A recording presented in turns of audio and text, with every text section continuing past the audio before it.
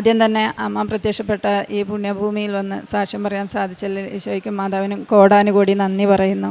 എൻ്റെ പേര് ഷീബ. ഞാൻ കാസർഗോഡ് ജില്ലയിൽ കാഞ്ഞങ്ങാട് നിന്ന് വരുന്നു. 31/8/2023 ഞാൻ ഇവിടെ വന്ന് ഉടമ്പടി എടുത്തത്. എനിക്ക് കിട്ടിയ അത്ഭുത സാക്ഷ്യം എന്ന് പറയുന്നത്, എൻ്റെ മോൻ്റെ കാലിന് ആണിരോഗം ഉണ്ടായിരുന്നു. ആണിരോഗം വന്നിട്ട് ഡോക്ടറെ കാണിച്ചപ്പോൾ ഡോക്ടർ പറഞ്ഞു, ഇത് ചെറിയതാണെങ്കിൽ തുള്ളിമരുന്ന് ഉറ്റിച്ചാൽ പോകുന്നതാണ്, ഇത് കുറച്ച് വലിയതായിപ്പോയി. ഈ വലുതായത് കാരണം 6 മാസം മരുന്ന് കഴിക്കണം, അതിന് ശേഷം നമുക്ക് നോക്കാം എന്നാണ് പറഞ്ഞത്. അങ്ങനെ 2 ആഴ്ച മരുന്ന് കഴിച്ചു. പിന്നെ മോൻ മരുന്ന് കഴിച്ചില്ല. ഞാൻ രാവിലെയും വൈകുന്നേരം പ്രാർത്ഥിക്കുമ്പോൾ മാതാവിനോട് ഈ ഒരു കാര്യം എപ്പോഴും പറയാൻ തുടങ്ങി. പിന്നീട് രാവിലെ പ്രത്യക്ഷീകരണ പ്രാർത്ഥന കഴിഞ്ഞ് വെഞ്ചരിച്ച തൈലം മോൻ്റെ കാലിന് തടവി പ്രാർത്ഥിച്ചു. അമ്മ, എൻ്റെ മോന് ഇതിൽ വിശ്വാസം വരണം എന്നുണ്ടെങ്കിൽ ഈ എൻ്റെ മോൻ്റെ കാലിലുള്ള ആണിരോഗം നീ തന്നെ മാറ്റി തന്നേക്കണേ. അങ്ങനെ ഒരു 10-20 ദിവസം ഞാൻ ഈ ഉടമ്പടി തൈലം മോൻ്റെ കാലിന് തടവി. പിന്നെ ഞാൻ തന്നെ അതങ്ങ് മറന്നുപോയി. പിന്നീട് ഒരു ദിവസം ഞാൻ ഈ ആണിരോഗം മാറിയതിനെക്കുറിച്ചൊരു സാക്ഷ്യം കേൾക്കാനിടയായി. ആ ഇടയായതിനെ തുടർന്ന് ഞാനും ഓർത്തു, എൻ്റെ മോൻ്റെ കാലിൻ്റെ ആണിരോഗം എന്തായി. അങ്ങനെ നോക്കുമ്പോഴേക്ക് എൻ്റെ മോൻ്റെ കാലിൻ്റെ 2 കാലിൻ്റെ ആണിരോഗവും ഇല്ല, ഒരടയാളം പോലും ഇല്ല. എൻ്റെ അമ്മയ്ക്കും മാതാവിനും ഈശോയ്ക്കും കോടാനുകൂടി നന്ദി പറയുന്നു. അതേപോലെ രണ്ടാമത്തെ സാക്ഷ്യം എന്ന് പറയുന്നത്, എൻ്റെ മോൻ ഈ 2025 മാർച്ചിലാണ് +2 പരീക്ഷ എഴുതിയത്. പഠിക്കാൻ കുറച്ച് പിറകോട്ടാണ്. +1 ഓൾറെഡി ഇംഗ്ലീഷിന് ഫെയിലായിരുന്നു. 2 പരീക്ഷ എഴുതണം. അങ്ങനെ പഠിക്കാൻ പറയുമ്പോൾ പഠിക്കാൻ മടി പറയും, എന്നെക്കൊണ്ട് പഠിക്കാൻ പറ്റില്ല അമ്മ, ഞാൻ പഠിക്കുന്നില്ല, എനിക്ക് കിട്ടിയ മാർക്ക് മതി. അങ്ങനെ പറഞ്ഞ് ഞാൻ ഇവിടെ അവനെയും കൂട്ടി വന്ന് അച്ഛനെ കണ്ടു. ബഹുമാനപ്പെട്ട ജോസഫ് അച്ഛനെ കണ്ടു. അച്ഛനെ കണ്ടപ്പോൾ അച്ഛൻ കാശുരൂപം കൊടുത്തു മോൻ്റെ കയ്യിൽ.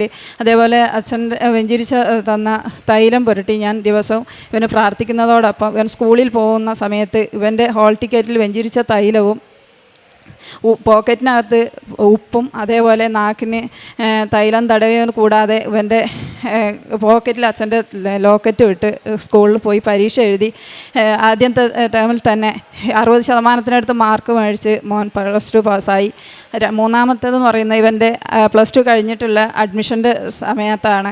അതായത് ഇവൻ ITIയിൽ മാത്രമേ ഇനി ഞാൻ പഠിക്കുന്നുള്ളൂ, അല്ലാതെ ഇനി ഒരു പഠനം എനിക്ക് വേണ്ടാന്ന് വാശിയിലാണ്. അവന് ഇഷ്ടപ്പെട്ട ഒരു ട്രേഡ് മാത്രമേ അവൻ കൊടുത്തുള്ളൂ. ആ ട്രേഡിന് കോളേജിൽ ചെന്നപ്പോൾ ഫസ്റ്റ് അലോട്ട്മെൻറ്റിന് ചെന്നപ്പോൾ അവർ പറഞ്ഞു, ഈ ഒരു ട്രേഡ് മാത്രം ആയതുകൊണ്ട് ഇവന് കിട്ടാൻ സാധ്യത കുറവാണ്, നിങ്ങൾ ഒരു ട്രേഡും കൂടെ ഇതിൽ കൂട്ടിച്ചേർക്കണം. എല്ലാ കുട്ടികളും 4-5 ട്രേഡ് എഴുതി ചേർത്തിട്ടുണ്ട്, ഇവൻ ആകെ ഒരെണ്ണം.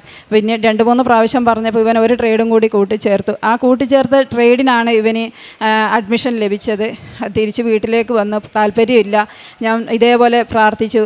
കഴിഞ്ഞ ആഴ്ച അച്ഛൻ്റെ ഉടമ്പടി ധ്യാനത്തിൽ അച്ഛൻ പറയുന്നുണ്ടായി, നമ്മൾക്കിനി രാവിലെ 5:30 പ്രാർത്ഥിക്കുന്ന സമയത്ത് നമുക്ക് എന്ത് കാര്യമാണ് സാധിക്കാനുള്ളത്, അതായത് ആശുപത്രിയിലായാലും അതിൻ്റെ പേപ്പർ, ഹോൾ ടിക്കറ്റ്, പരീക്ഷയുടെ ആണെങ്കിൽ ഹോൾ ടിക്കറ്റ്, അങ്ങനെയല്ല പേപ്പർ കയ്യിൽ വെച്ച് പ്രാർത്ഥിക്കണം. ഞാനും അതുപോലെ ആ സ്കൂളിൽ അഡ്മിഷൻ എടുത്ത പേപ്പർ എടുത്ത് പ്രാർത്ഥിച്ചു. എൻ്റെ മോന് ഇഷ്ടപ്പെട്ട ആ ഒരു ട്രേഡിൽ തന്നെ അവൻ അഡ്മിഷൻ കിട്ടണേ, അവൻ അല്ലെങ്കിൽ പഠിക്കാൻ പിറകോട്ടാണ്, ഈശോയെ മാതാവേ എന്ന് പറഞ്ഞ് പ്രാർത്ഥിച്ചു. 3-4 ദിവസത്തിനുള്ളിൽ എൻ്റെ മോന് അവന് ഇഷ്ടപ്പെട്ട ട്രേഡിൽ തന്നെ അഡ്മിഷൻ ലഭിച്ചു. അതേപോലെ കുടുംബത്തിൽ മനസമാധാനം ഇല്ലായിരുന്നു. പല പ്രശ്നങ്ങളും നീണ്ടു പോയി. ഇപ്പോൾ കുറച്ച് മാതാവിനോട് ഈശോയോടും പ്രാർത്ഥിച്ചതിൻ്റെ ഫലമായി 5 മാസത്തിനടുത്തായി കുടുംബത്തിൽ മനസമാധാനം വന്നിട്ട്. അതുപോലെ ഒരു 10 വർഷത്തിന് മുകളിലായി എനിക്ക് നടുവേദന പോകുന്നു. അങ്ങനെ പല ഡോക്ടറെയും കാണിക്കും. ഡോക്ടറെ കാണിച്ചപ്പോൾ പറയും കുഴപ്പമില്ല, മരുന്ന് കഴിച്ചാൽ പോകുമെന്ന്. കഴിഞ്ഞ ജൂണിൽ നടുവേദന കൂടുതലായി. അങ്ങനെ ഡോക്ടറെ കാണിച്ചപ്പോൾ ഒരു മംഗലാപുരത്തെ ഡോക്ടറാണ്. ഡോക്ടറെ കാണിച്ചപ്പോൾ ആഴ്ചയിൽ 1 ദിവസമാണ് ആ ഡോക്ടർ വരുന്നത്. അങ്ങനെ ഡോക്ടറെ കാണിച്ചപ്പോൾ പറഞ്ഞു, ഇനി വരുമ്പോൾ കുറവില്ലെങ്കിൽ എക്സ്റേ എടുത്തിട്ട് വരണം എന്ന് പറഞ്ഞു. അങ്ങനെ എക്സ്റേ എടുത്ത് ഡോക്ടർ പിറ്റേത്തെ ആഴ്ചയായി വരുള്ളൂ. പക്ഷേ എനിക്ക് വേദന കൂടുന്നതല്ലാതെ കുറയുന്നില്ല.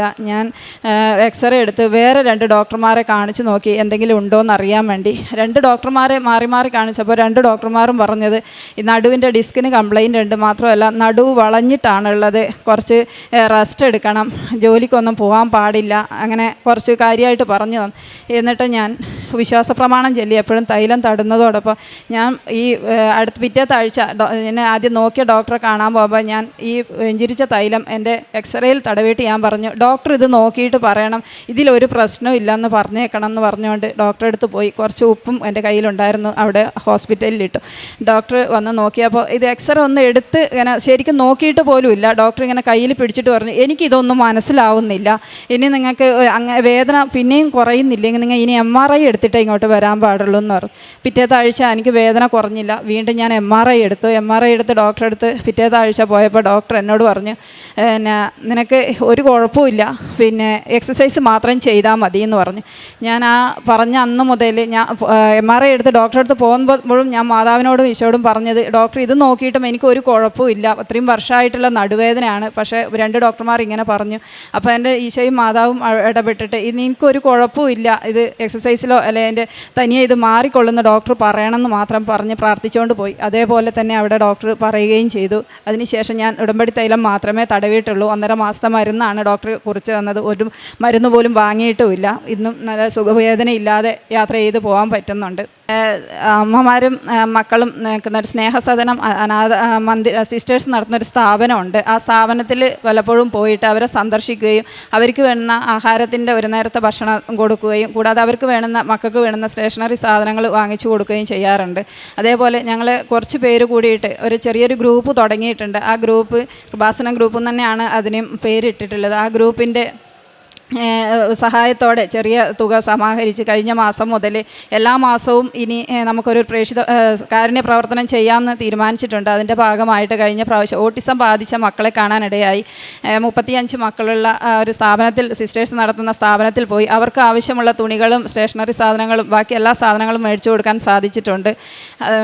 കൂടാതെ ഞാൻ രാവിലെ വീട്ടിൽ നിന്ന്, ഞാനൊരു ക്രൈസ്തവയാണ്, മാത്രമല്ല ഞാൻ രാവിലെ ഞാൻ ജോലി ചെയ്യുന്നത് ഒരു ക്രിസ്ത്യൻ റിലീജിയസ് സ്ഥാപനത്തിലാണ്. അതുകൊണ്ട് തന്നെ ഈശോനെയും മാതാവിനെ എനിക്ക് കൂടുതലായിട്ട് അറിയാൻ സാധിക്കുന്നുണ്ട്.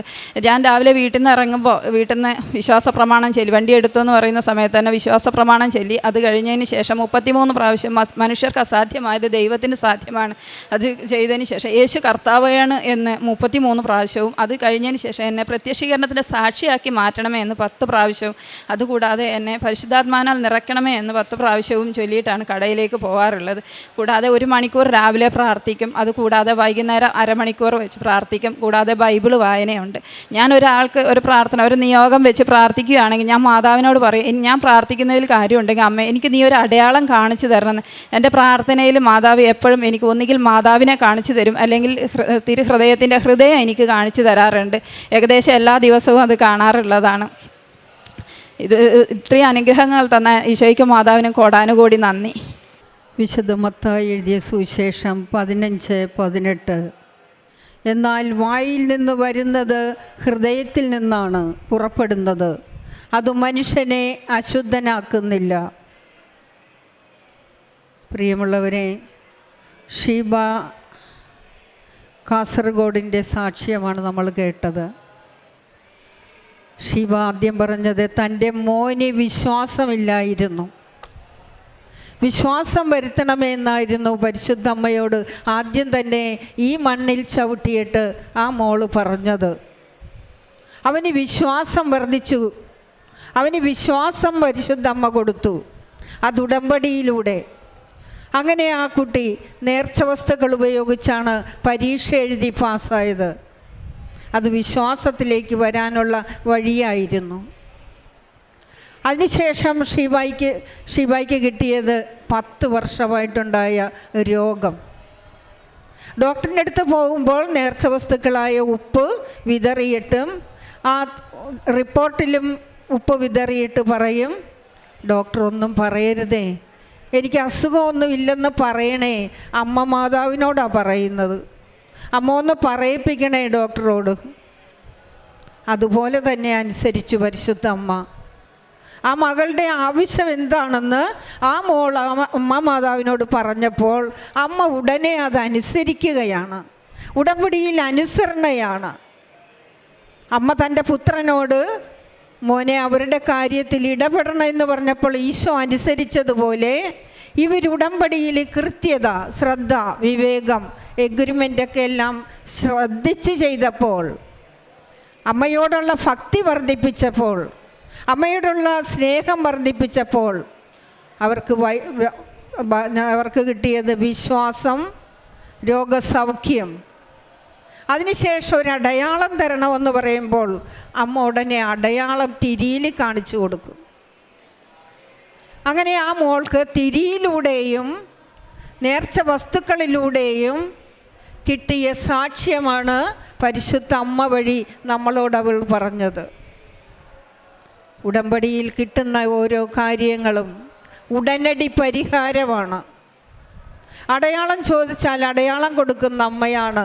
അമ്മയോടാണ് അവർ ചോദിക്കുന്നത്, അമ്മയോടാണ് അവർ പറയുന്നത്. അതാണ് അമ്മ സാധിച്ചു കൊടുക്കുന്നത്. അതാണ് ഉടമ്പടി. ഉടനടി പരിഹാരമെന്നാണ് ഉടമ്പടി എടുത്തു കഴിഞ്ഞവരോട് പറയുന്നത്. അതേ സത്യം തന്നെയാണ്. ഇവരുടെ സാക്ഷ്യം നമ്മോട് പറയുന്നത് ഉടനടി പരിഹരിച്ചു. എന്താ ചോദിക്കുന്നതെന്നറിഞ്ഞിട്ട് അത് തന്നെ കൊടുക്കുന്ന അമ്മയാണ് പരിശുദ്ധ മറിയം. ഈ പരിശുദ്ധ അമ്മയുടെ സന്നിധിയിൽ വന്ന്, ഈ ആൾത്താരയിൽ വന്ന്, അമ്മേ എന്നെ പ്രതിഷ്ഠീകരണത്തിൻ്റെ സാക്ഷിയാക്കണേ, അതും സാധിച്ചു കൊടുത്തു. ഇനി എന്താ വേണ്ടത്? അവൾക്ക് എല്ലാ കാര്യങ്ങളും പരിശുദ്ധ അമ്മ ഉടമ്പടിയിലൂടെ കൊടുത്തെന്ന് നമ്മളോട് പറഞ്ഞു, നമ്മളെ സന്തോഷിപ്പിച്ചു. പരിശുദ്ധ അമ്മ വഴി ഈശോയെ മഹത്വപ്പെടുത്തുകയാണ്. ഇതാണ് നിത്യജീവൻ കൊടുക്കുന്നത്. ഇങ്ങനെ സാക്ഷ്യം പറഞ്ഞു കഴിയുമ്പോൾ അവൾക്ക് നിത്യജീവൻ. ഓരോ പുതുക്കലിനും ഫലമുണ്ടോ നോക്കിയ ദൈവം നിത്യജീവൻ ലഭിക്കാനിടയായോ എന്നാണ് നോക്കുന്നത്. അത് ഈ മകൾക്ക് നിത്യജീവനിലേക്ക് വരുവാൻ പരിശുദ്ധമ്മ സഹായിച്ചതിനെ നന്ദി പറഞ്ഞുകൊണ്ട് നമ്മൾക്ക് കരങ്ങളടിച്ച് ഈശോയ്ക്കും അമ്മയ്ക്കും നന്ദി പറയാം. അത്യപൂർവ ദൈവാനുഭവങ്ങൾ ഇനി നിങ്ങൾക്കും സ്വന്തം.